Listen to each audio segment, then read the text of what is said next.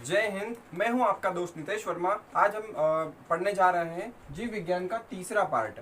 इसके पहले दो पार्ट प्लेलिस्ट में हैं, आप जाके देख सकते हैं। यहाँ पर हम समझेंगे कोशिका की संरचना।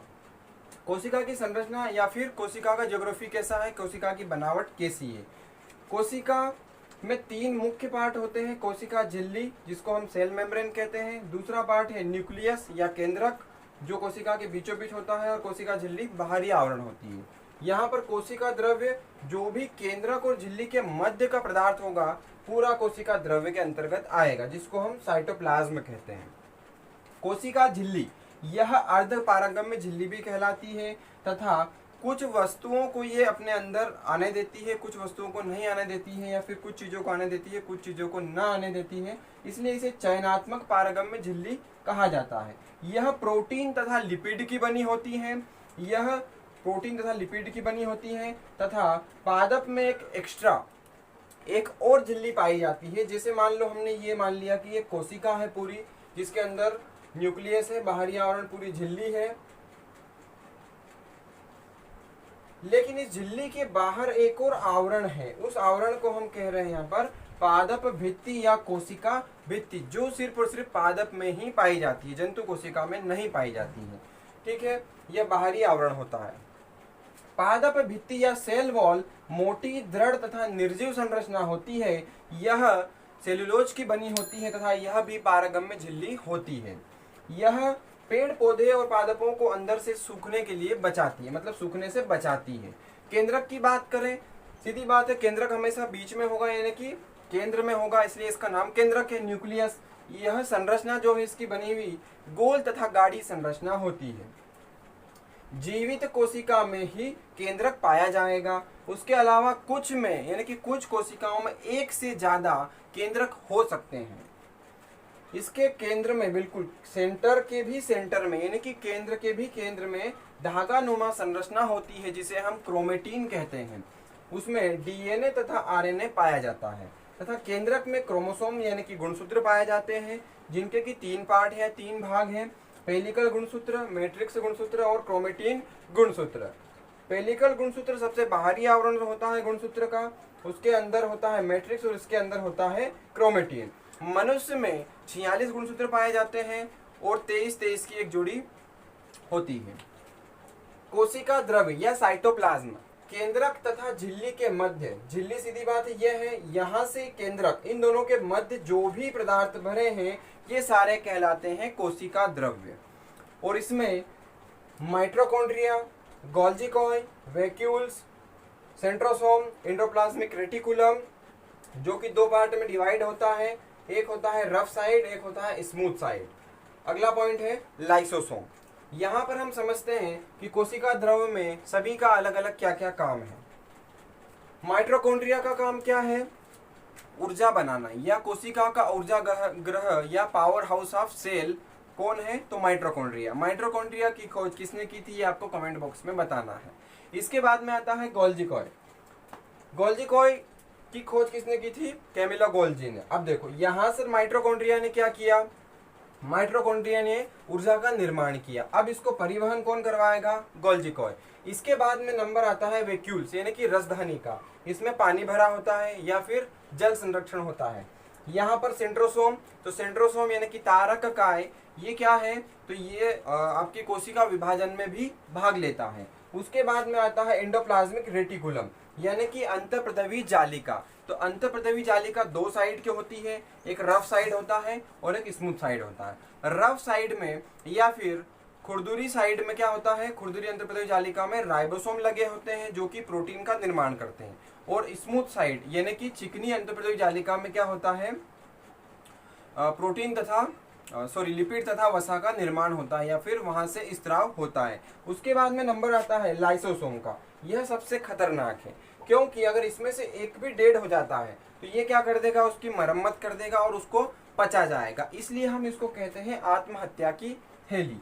आइए अब हम इसको डिटेल में सभी को एक एक को देखते हैं कि सभी का डिटेल में क्या क्या काम है तथा इनका यूज कैसे होता है और यह अपना कार्य कैसे पूर्ण करते हैं। इतने का आप स्क्रीनशॉट लीजिए, हम आगे बात करते हैं।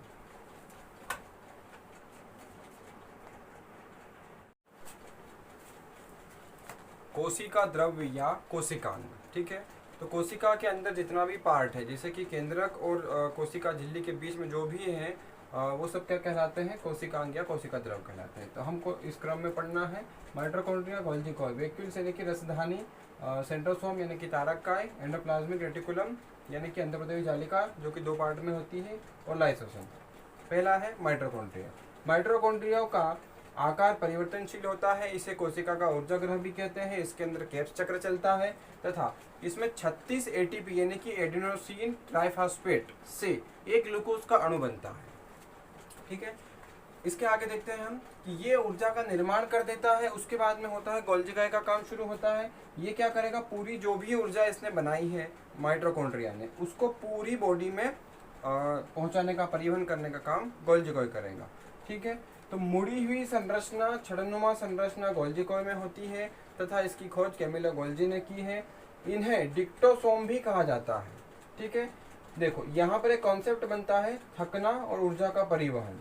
जैसे कि हम पैदल चल रहे हैं, तो इसका मतलब ये तो नहीं है कि सिर्फ पैर की ही ऊर्जा खर्च हो रही है। ठीक है, पूरी बॉडी की ऊर्जा खर्च हो रही है कहीं ना कहीं, तो उसको मेंटेन करने का काम कौन करता है, गोल्जी। तो यही थकने का कॉन्सेप्ट है, यानी कि सिर्फ और सिर्फ पैर नहीं थकेगा, पूरी बॉडी अगर थकेगी तो। ठीक है, ये हो गया। इसमें क्या होता है, ये लाइसोसोम और पेरोक्सिसोम निर्माण में मदद करता है, या फिर इसकी बड़ी भूमिका है। वैक्यूल्स या रसधानी। रसधानी जंतु कोशिका में छोटे आकार की पाई जाती है, जबकि पादप कोशिका में बड़े आकार की पाई जाती है। इनका काम है अपशिष्ट पदार्थों को शरीर से बाहर निकालना व जल का संतुलन बनाए रखना। सेंट्रोसोम या तारक, इसकी खोज बोबरी नामक वैज्ञानिक ने की थी तथा इसका काम है कोशिका का विभाजन करना। ये केवल जंतु कोशिका में पाया जाता है। कोशिका विभाजन की यदि बात करें तो जंतु कोशिका में ब्रेन में 90% न्यूरॉन सेल होती हैं और 10% गिलियम सेल होती हैं। तो न्यूरॉन जो 90% सेल होती है उसमें सबसे कम कोशिका विभाजन होता है या कोशिका विकास सबसे कम होता है, और यकृत यानी कि लीवर में सबसे ज्यादा होता है। ठीक है, यहीं पर जो है कि ब्रेन में जो 10% सेल में विभाजन होता है, अगर यह विभाजन ज्यादा हो जाए तो ब्रेन ट्यूमर नामक बीमारी हो जाती है। एंडोप्लाज्मिक रेटिकुलम यानी कि अंतःप्रदेवी जालिका, यह 2 साइड की बनी होती है, एक होती है रफ साइड और एक स्मूथ साइड। तो इसके द्वारा यानी कि रफ साइड के द्वारा प्रोटीन का संश्लेषण किया जाता है, जिसमें कि राइबोसोम पाए जाते हैं। राइबोसोम क्या है, तो राइबोसोम प्रोटीन की फैक्ट्री कही जाती है, क्योंकि इसमें प्रोटीन का संश्लेषण होता है। इसमें प्रोटीन की और आरएनए की बनी हुई गुच्छेनुमा संरचना को हम पॉलीसोम कहते हैं, जो कि राइबोसोम में पाए जाते हैं। अब है दूसरी साइड जो कि स्मूथ साइड है, इसको हम क्या कहते हैं, चिकनी अंतःप्रदेवी जालिका, जो कि लिपिड व वसा का स्त्रावण करती है या फिर लिपिड व वसा उत्पादन करती है। जो पूरी अंतःप्रदेवी जालिका है यह लाइपोप्रोटीन से निर्मित होती है। तथा अगला पॉइंट है लाइसोसोम। लाइसोसोम यह कटे एवं क्षतिग्रस्त भागों को क्या करता है, एंजाइम के माध्यम से पाचित कर जाता है तथा इसे आत्महत्या की थैली कहते हैं, क्योंकि ये जितने भी पार्ट है, जितने भी कोशिकांग है, यदि ये क्षतिग्रस्त होते हैं या फिर इनकी मृत्यु हो जाती है तो ये इनको पचा जाता है या फिर यह उनकी हत्या कर देता है, इसलिए इसको हम कहते हैं आत्महत्या की थैली।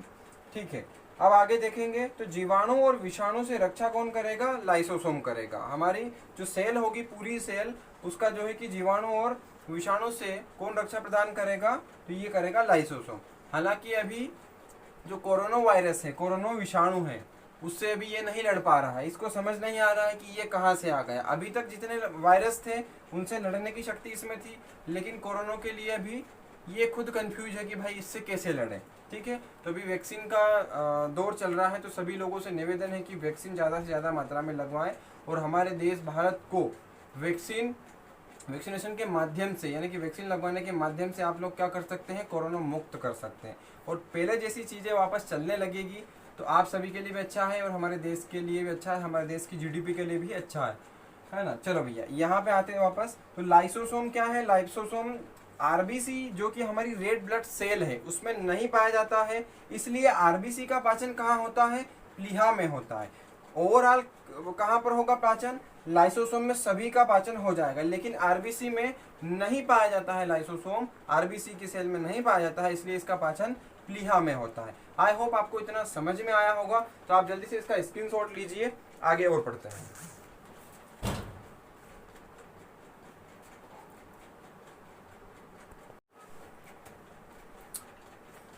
एक पार्ट छूट जाता है क्योंकि यह सिर्फ और सिर्फ पादप में पाया जाता है, लवक, जिसे हम कहते हैं प्लेस्टिड। ठीक है, ये क्या है, सिर्फ और सिर्फ पादप कोशिकाओं में ही पाया जाता है। ठीक है, आपने नाम सुना होगा हरित लवक। ठीक है, अंडाकार तथा गोलाकार इसका आकार होता है।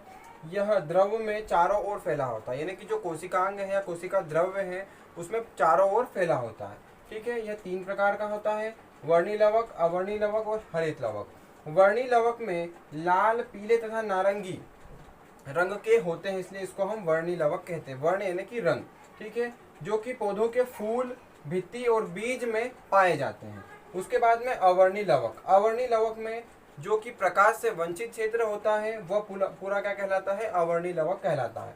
यह जड़ तथा स्टार्च, स्टार्च एक कार्बोहाइड्रेट है जो कि पेड़ पौधों में पाया जाता है। ठीक है, जड़ में और स्टार्च में पाया जाता है, अवर्णी लवक। हरित लवक जिसमें कि प्रकाश संश्लेषण की क्रिया संपन्न होती है तथा हरित लवक को रसोई घर भी कहा जाता है। पादप कोशिका का रसोई घर कौन है, तो हरित लवक। आई होप आपको इतना समझ में आया होगा।